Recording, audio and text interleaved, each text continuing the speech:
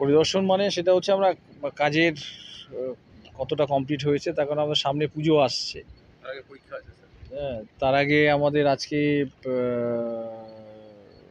একটা আমাদের সমন্বয় মিটিং করলাম যে আগামী 7 তারিখে আমাদের এসএলএসটি সেকেন্ড এসএলএসটি মিটিং আছে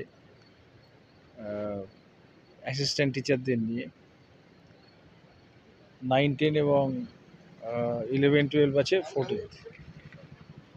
তো সেখানেও তো আমাদের অনেক ক্যান্ডিডেটরা আসবে বা ইত্যাদি, সেই জন্য আমরা একটা দেখলাম যে আমাদের কাজটা কতটা অগ্রগতি হয়েছে, যে মানুষের এবং সামনে আমাদের বাঙালির শ্রেষ্ঠ উৎসব, অন্যতম শ্রেষ্ঠ উৎসব দুর্গাপূজা আছে।